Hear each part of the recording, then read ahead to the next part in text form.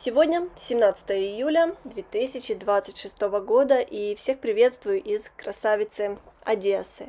У нас в городе замечательная погода, лето в самом разгаре, море потихоньку прогревается, температура его составляет примерно 22 градуса, людей в Одессе много, но ситуация у нас достаточно тяжелая, и дальше расскажу, что же происходит у нас в городе.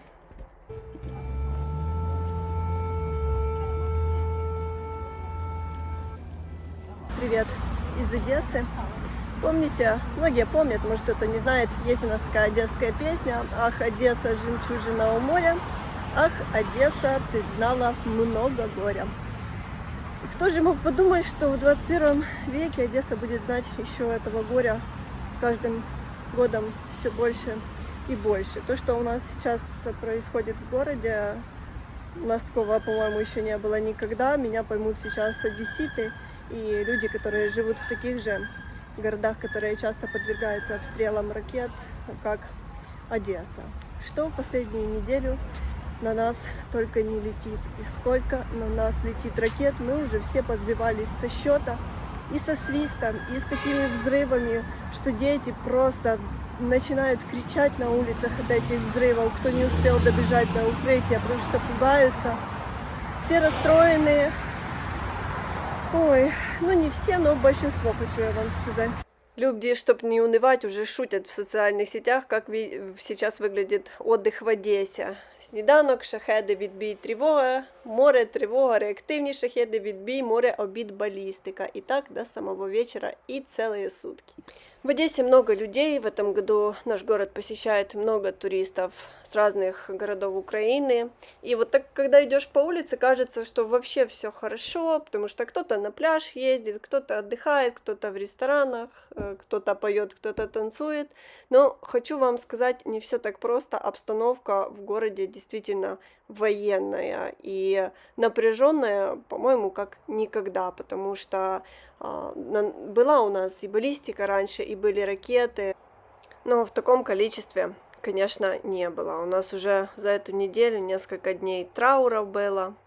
Ну, в общем, грустные и печальные новости.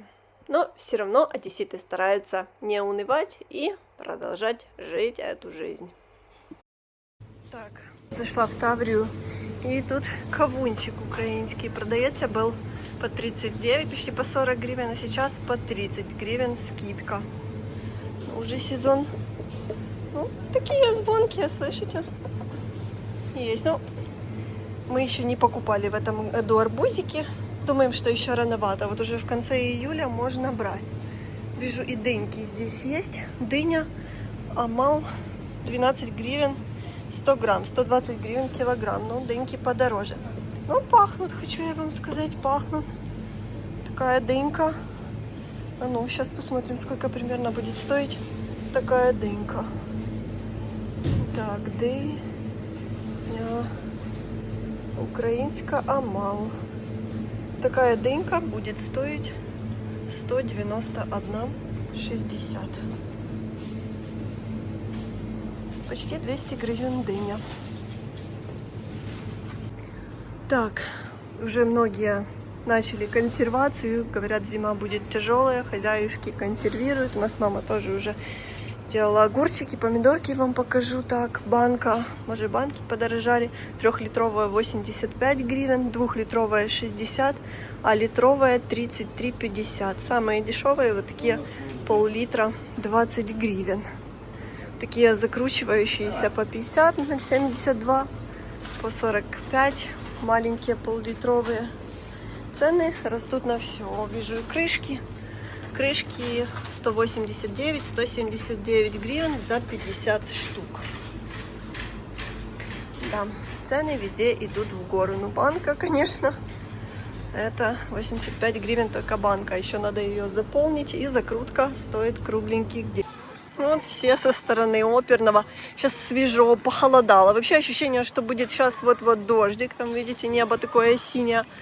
И поскольку не так жарко, то куда все идут? Вечером, после пляжа, все идут, спускаются куда-то к Приморскому бульвару, гуляют по Дерибасовской, гуляют в районе оперного.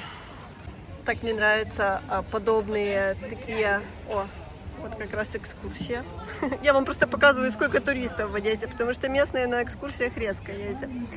Нравится вот так. Будівля археологічного музею споруджена у 1883 році. Ансіаровським, кстати, он и оперный проектировал.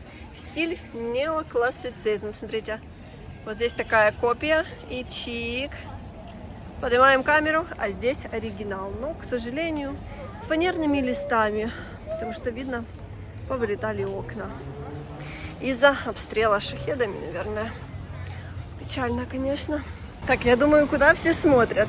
А мы с вами попали на то, как наказывают за то, что неправильно запарковали автомобиль. Эвакуируют неправильно припаркованный автомобиль. Я же говорила, нельзя парковаться на местах для инвалидов. Смотрите, как это происходит. А вот так вот это происходит.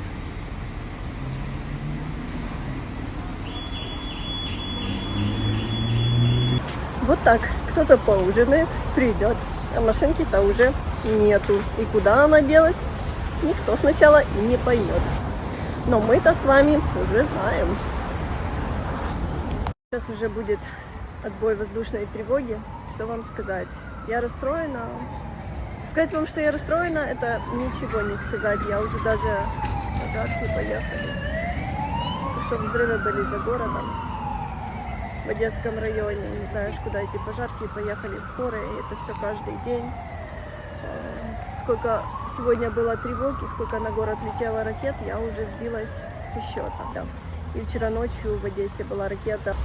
Мы были в убежищах, а мама так получилось, что осталась дома и говорила, окна открылись, дверь входная открылась от взрыва. Хотя он был достаточно далеко. Такого, конечно, еще ужаса у нас не было. Я не развиваю никакую панику, ни в коем случае. Город живет, как и жил. Большинство людей вообще старается на это все не реагировать и занимаются своими делами. Но, как я сегодня прочитала в одном из пабликов, сейчас